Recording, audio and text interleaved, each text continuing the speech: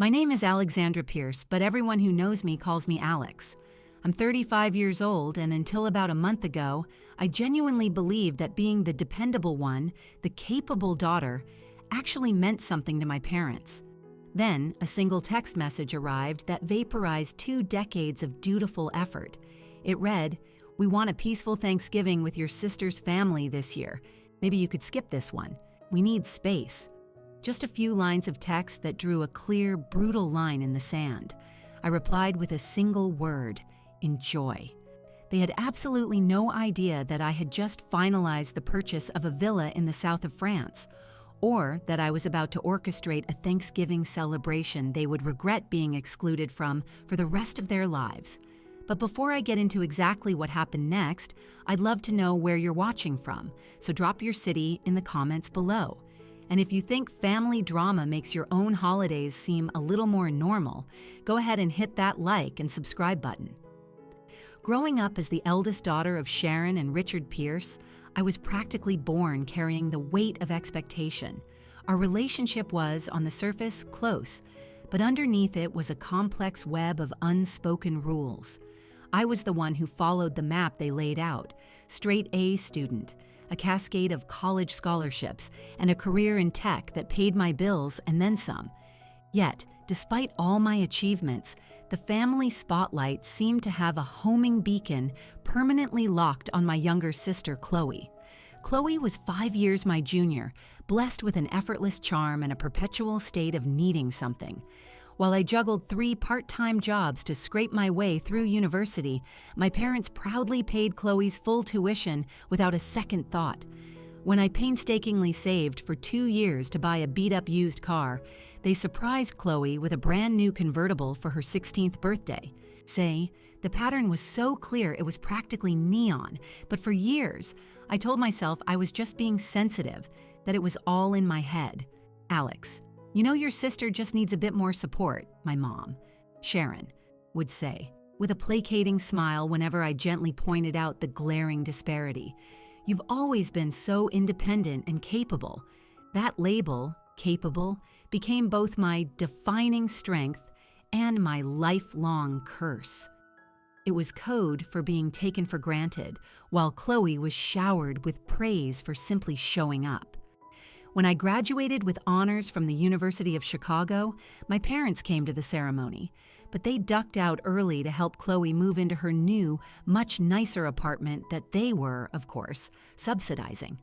When I landed my first major promotion at 25, the family dinner intended to celebrate my success somehow morphed into an emergency planning session for Chloe's wedding.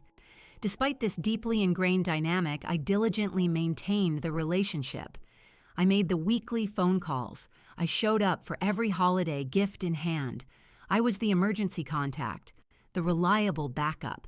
I was the one they called when Chloe's husband, Mark, lost his job, and I quietly covered their rent for 3 months until he found something new. I was the one who spent hours researching specialized schools when my nephew, Noah, was diagnosed with learning difficulties. Always reliable, always present, and always standing just outside the circle of light. Last year, however, my professional life underwent a seismic shift. After 10 years of grinding away at Innovatech Solutions, I was promoted to head of strategic partnerships. The role was a massive step up, coming with significant stock options, a salary that made my eyes water, and responsibilities I had poured my heart and soul into earning. For the first time, I felt a profound sense of financial security, enough to finally act on a dream I had nurtured for over a decade, owning a small piece of the French countryside, a place I had fallen in love with during a semester abroad in college. This villa wasn't an impulse buy. It was the culmination of years of meticulous saving and obsessive research, waiting for the perfect property at the perfect time. When a 300-year-old stone farmhouse, complete with a small, functioning vineyard, came on the market in the heart of Provence, I knew, with a certainty that resonated deep in my bones, that it had to be mine. The closing process was a whirlwind, and by early October, I was the proud and secret owner of what I christened Villa Alexandra. I hadn't told a soul in my family, planning to unveil the photos as a grand surprise at Thanksgiving. While my career was taking off, Chloe's family life remained a series of financial struggles. Mark bounced from one startup to another, never quite managing to land on his feet. They had two wonderful kids, Lily and Noah, who my parents adored as their only grandchildren. My status as a single childless woman was yet another unspoken mark against me in the family ledger, despite my insistence that I was perfectly content with my life. "You just haven't met the right person yet, sweetie," my mother would say, her tone dripping with pity, as if my thriving career and rich friendships were merely placeholders for the real life of marriage and motherhood. Outside of my immediate family, I cherished my close relationships with my cousins, Leo and Maya, my mother's brother's children. We'd spent our childhood summers running wild at our grandparents' lake house, forging an unbreakable bond. Leo was now a successful architect in Denver, and Maya was a graphic designer in Portland. We had a group chat that was a constant stream of professional triumphs, personal heartaches, and the kind of unconditional support I could never get from my parents or sister. But my true advocate, my rock, was my mother's sister, Aunt Isabel. A retired history professor at 62, she had never married but lived a life rich with travel, research, and a formidable circle of friends. She saw the family dynamics with a clarity that often unnerved me. "Your parents love you, Alexandra," she told me over coffee once, "but they don't see you. They see a projection of what they need to see, the daughter who doesn't need them. It isn't fair, my dear, but understanding it is the first step toward protecting yourself from the hurt." Thanksgiving had always been the Super Bowl of our family gatherings. My mother would spend weeks cooking, my father would meticulously plan the logistics, and for one weekend, the Pierce home became the center of our universe. Last year's Thanksgiving had been a particular kind of awful. I'd brought my then boyfriend, Michael, hoping my parents would finally see me as a complete person with a life of my own. Instead, they seated us at the folding kids' table because they'd run out of room, while Mark's parents were given pride of place at the main table. When I tried to announce my promotion during a lull in the conversation, my mother just nodded politely before immediately pivoting to Chloe's latest volunteer work at Lily's school. Michael and I broke up a month later, and he explicitly cited my family's bizarre and dismissive behavior as a major reason. Still, despite everything, I held out hope for this Thanksgiving. With my new executive title and a French villa in my back pocket, I finally had something so undeniably significant, they couldn't possibly ignore it. Maybe this would be the year. Maybe this year they would finally see me. And then that text message arrived and changed everything. The notification chimed on a Tuesday morning while I was in my office preparing for a major board meeting. It was my mother's custom ringtone, and I smiled, assuming it was our usual pre-holiday check-in. Thanksgiving was just 2 weeks away. Instead, my screen lit up with words that felt like a physical blow. "Hi, sweetie. Dad and I have been talking, and we've decided we want a more intimate Thanksgiving with just Chloe's family this year. Maybe you could skip this one. We need some calm. You get it, right? Love you." I read the message once, then twice. A third time, just to be sure my eyes weren't deceiving me. My hands started to tremble as I placed the phone on my desk, the spreadsheets for the board meeting blurring into an incomprehensible grid. A tidal wave of emotions crashed over me, first a cold, sharp shock, then a hot surge of anger, and finally a strange, unsettling sense of absolute clarity. This wasn't a new script, it was just the most blatant performance yet. I scrolled back through years of our text history, seeing the pattern with horrifying new eyes. Last Christmas. "We're just doing gifts for the kids this year, Alex. Don't worry about bringing anything for us. My birthday in March. We might be a little late to dinner. Chloe has a last-minute parent-teacher conference." Every conversation, every plan inevitably circled back to my sister's life, her needs, her convenience. The memory of last year's Thanksgiving dinner returned with a vengeance. I had arrived early, armed with 3 expensive bottles of wine I'd carefully selected. My mother had whisked them away without comment, later serving cheap boxed wine because Mark's parents prefer it. My father had spent the entire weekend dissecting Mark's job prospects and my nephew's soccer team, barely making eye contact with me. When I'd finally forced the topic of my promotion, my mother had said, "That's wonderful, honey, but let's not make a big deal of it. Not everyone here has been so fortunate." The sting of that memory of being told my success was something to be downplayed now felt fresh and raw. Her text message was a masterclass in passive aggression. "We want a peaceful Thanksgiving" implied my presence was the source of conflict. Just Chloe's family drew an unmistakable line between who was essential and who was expendable. You get it, right? Wasn't a question, it was a command, assuming my continued compliance in being pushed to the side. My therapist, Dr. Evelyn, had been gently guiding me toward this realization for years. Just last week, she had asked a question that now echoed in my mind with the force of a prophecy. What would happen if you prioritized your own needs with the same intensity your parents prioritized Chloe's? My first instinct was to lash out, to unleash years of pent-up hurt. My fingers flew across the keyboard, drafting and deleting a dozen furious replies. After 35 years of perfect attendance, this is what I get? Would you like me to stop paying for Lily's tutoring too? Or is it just my physical presence that's unwelcome? Message received loud and clear. I've never been as important as Chloe. I deleted them all. Taking a deep, shuddering breath, I remembered another piece of Dr. Evelyn's advice. You cannot control their actions, Alex. You can only control your response. And that's when the idea began to crystallize. The villa in Provence, the cousins who genuinely loved me, my Aunt Isabel, the opportunity to build something new, something that belonged entirely to me. Instead of begging for a seat at a table where I wasn't wanted, I would build my own table. Instead of trying to prove my worth to people who were determined not to see it, I would surround myself with those who already did. With a newfound and surprising sense of calm, I typed a single word: enjoy. Sending that text felt more powerful than any angry tirade. It offered no emotional hook for them to manipulate, no guilt for them to counter, no argument for them to dismiss.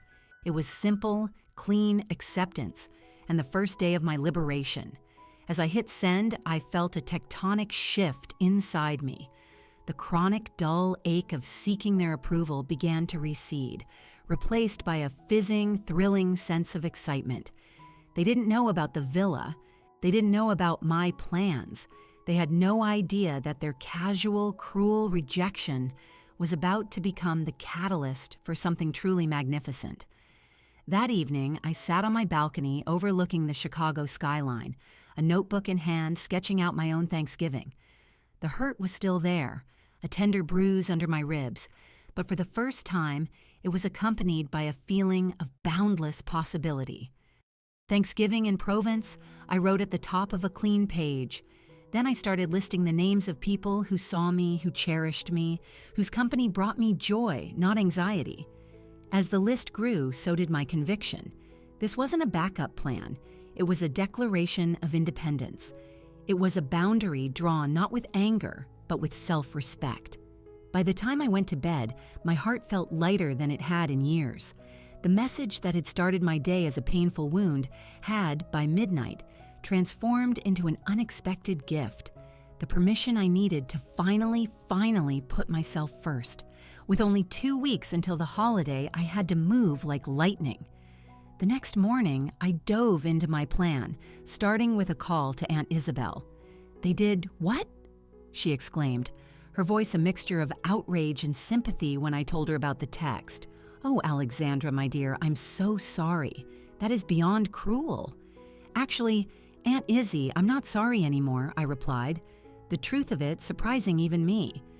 "Because I've decided to do something different this year, and I'm really hoping you'll be a part of it."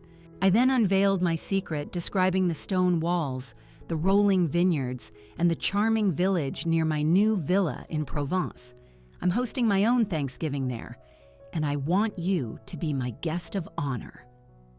The line was silent for a beat, and then she answered, her voice thick with emotion. "My darling girl, I would be absolutely honored. And can I just say, I have never been prouder of you than I am in this moment."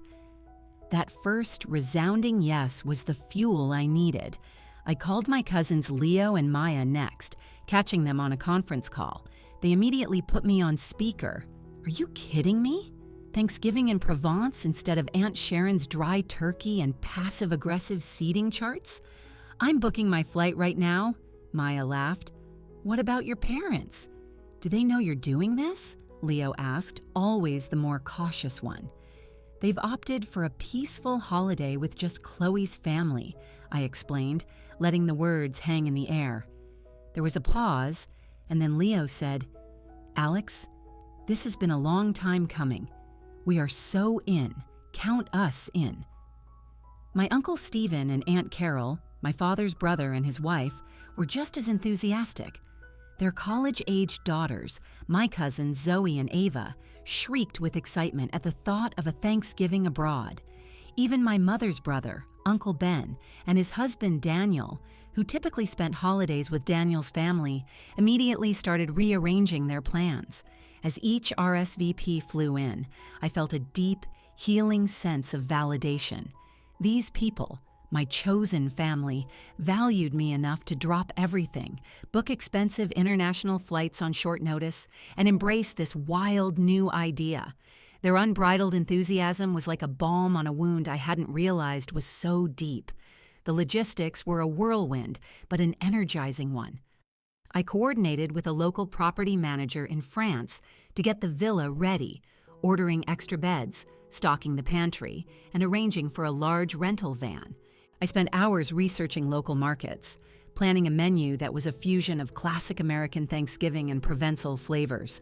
The most unexpected call came 3 days into my planning blitz, a text from a number I barely recognized, but the name was clear, Mark, Chloe's husband. "Can we talk? It's important." Cautiously, I called him. "Alex, I heard you're not coming for Thanksgiving," he started, his tone hesitant. "That's right," I replied, keeping my voice neutral. "Look, things are weird here," he continued, his voice low. "Chloe doesn't know I'm calling you. Your parents told us they suggested you might want to take a year off, but the whole thing feels off." I appreciated his careful wording. Mark had always been more perceptive than Chloe, often shooting me sympathetic looks during my family's worst moments. "I'm doing my own thing this year," I said, deciding to just lay it out. "See, I bought a villa in Provence, and I'm hosting my own Thanksgiving there." The line went dead silent before Tom erupted in a burst of incredulous laughter. "You're kidding! A villa in France? Alex, that's incredible. Wait, does anyone else know? Most of the extended family is coming," I confirmed. "Aunt Isabel, Leo, Maya, Uncle Stephen's family." Another silence, this one longer and more thoughtful. "Chloe and I had a huge fight with your parents last week," he finally confessed, "about money again. They promised to help with Lily's tuition, then backed out saying they needed to set boundaries." Suddenly, they're all about boundaries. I wasn't sure what to say, but he pressed on. "I know it's complicated between you and Chloe, but would there be any room for us? The kids would be over the moon to see France, and honestly, Alex, I cannot face another holiday walking on eggshells with your parents right now." My gut reaction was a hard no. Inviting Chloe, the lifelong center of my parents' universe, felt like inviting the very dynamic I was trying to escape. But as I listened to the genuine desperation in Mark's voice, I realized that excluding them would be an act of hurt, not of healing. "Yeah, let me think about it, Mark," I said honestly. "Physically, there's room. I just need to be sure this is the right thing for me, emotionally." That night, I booked an emergency session with Dr. Evelyn. "Am I insane to even consider this?" I asked her. "Wouldn't that just be importing all the old toxic patterns directly into my new happy place? What are you afraid would happen?" she asked gently. "That she'll become the center of attention again? That I'll be marginalized in my own house at my own party? Who would put her at the center, Alex? That simple question stopped me cold. In Provence, my parents wouldn't be there to orchestrate the favoritism. The power dynamic would be entirely different because the key players, the ones who enforce the old rules, would be absent. And maybe, just maybe, away from that influence, Chloe and I could finally find a new way of being sisters. The next day, I called Mark back. "You're all welcome to come. But Mark, there are conditions. This has to be different. Chloe needs to understand that this is my space, my celebration, on my terms." "I understand," he said quietly. "Completely. And Alex, thank you. I really think this could be good for everyone." The day before I flew to France, another text came from my mother, completely oblivious, finalizing plans. What time should we expect Chloe and the family to arrive on Thursday? Not a single word about me or my absence. It was the final, stinging confirmation that I was doing the right thing. "They'll let you know their plans," I replied. Then I turned off my phone, finished packing, and headed for the airport. The flight from Chicago to Paris was 10 hours of quiet reflection. Somewhere over the Atlantic, I had a profound realization. I wasn't running away from my family.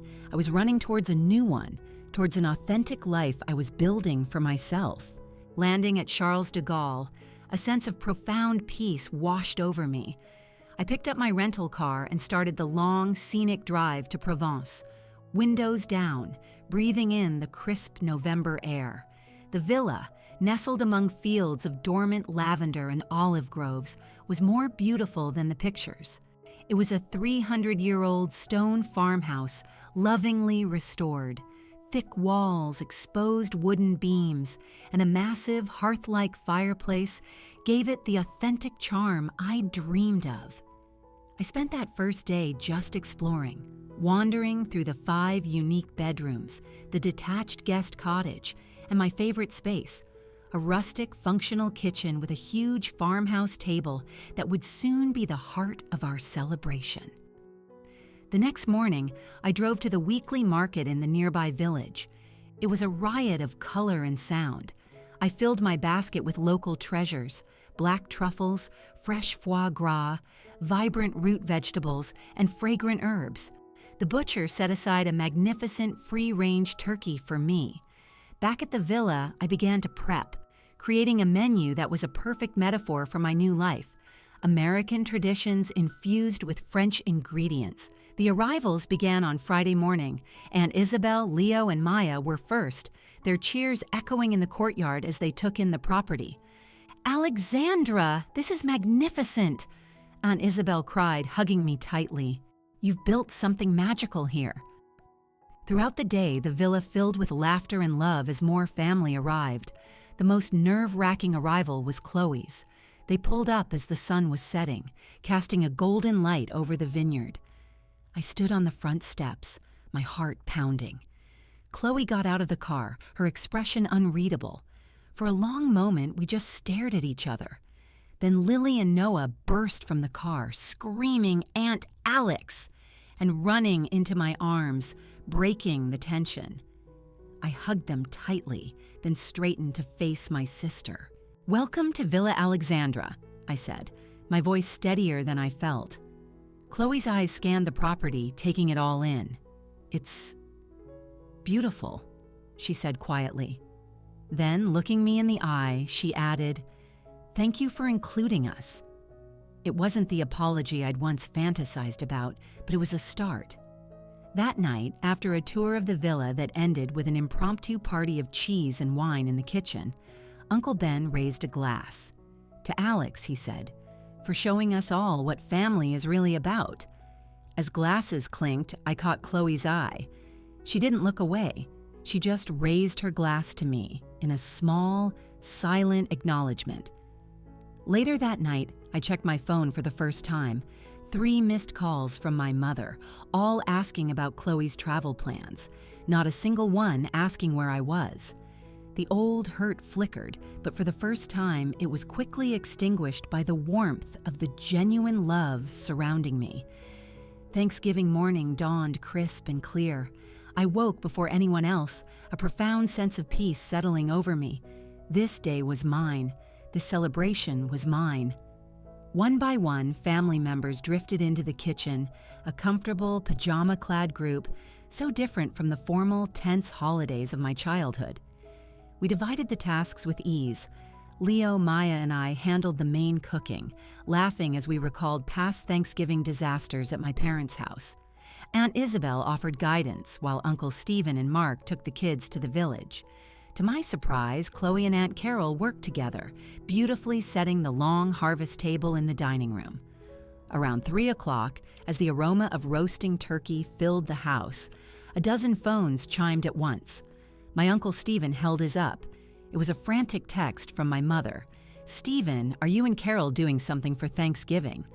"Chloe isn't answering her phone and we're getting worried. Dinner is in an hour." My parents were slowly realizing that not only was Chloe a no-show, but their entire extended family had vanished. "They still have no idea," Maya whispered, looking at me. "Should we tell them?" Part of me, the part that was still wounded, wanted them to find out from social media, to feel the full public shock, but that felt small. "Let's wait until after dinner," I decided. "Today is about us. Let's not let them spoil it." As we returned to the kitchen, Chloe pulled me aside. "I should have told them we were coming here," she admitted. I couldn't face the drama."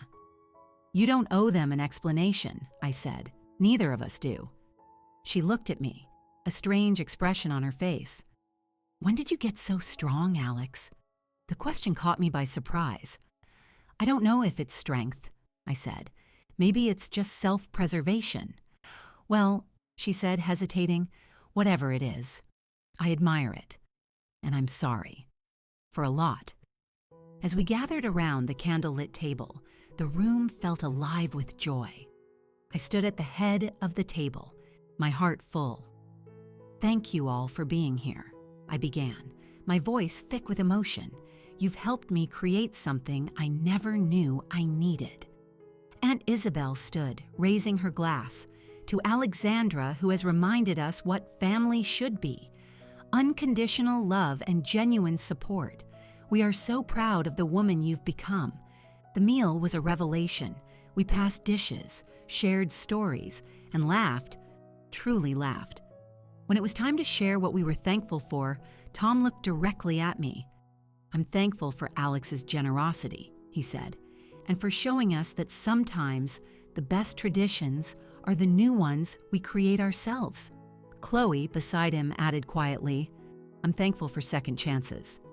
After dessert, we took a group photo in front of the massive fireplace. My cousin Ava, our photographer, grinned. "I'm posting these right now. Everyone back home is going to lose their minds." She captioned it, "Best Thanksgiving ever. Provence life, new traditions." And just as the first likes started rolling in, Chloe's phone rang. It was my mother. Chloe looked at me, a question in her eyes. I nodded. It was time. She answered on speaker. "Melanie, thank goodness, where are you? We're so worried." My mother's frantic voice filled the silence. "Mom, relax, we're fine," Chloe said calmly. We made other plans." "Other plans? What other plans? What about Cassandra? She's all alone in Chicago." "No, she's not," I said, stepping closer to the phone. "I'm right here, Mom." "Here where?" she asked, confused. I took a deep breath. "I'm in France, Mom, at my house. With everyone." There was a long, stunned silence. "The whole family?" she whispered. "Everyone except you and Dad," I confirmed. I could almost hear her mind short-circuiting. "But we told you. We wanted a peaceful Thanksgiving," she stammered, her voice a mix of accusation and disbelief. "Yes, you did," I replied, my voice perfectly even. "And that's exactly what we're having." The line went dead. She had hung up.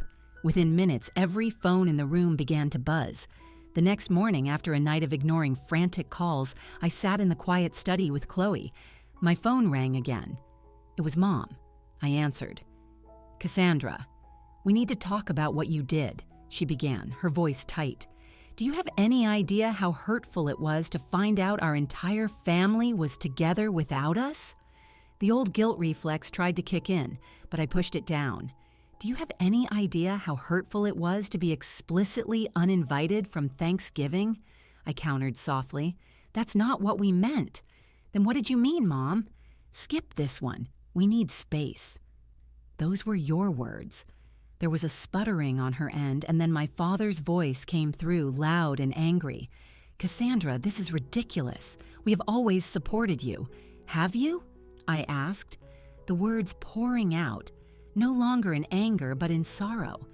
When was the last time you asked me a single question about my life and actually listened to the answer? For my entire life, you have made me feel invisible. The line went silent, and then Chloe, standing beside me, took the phone.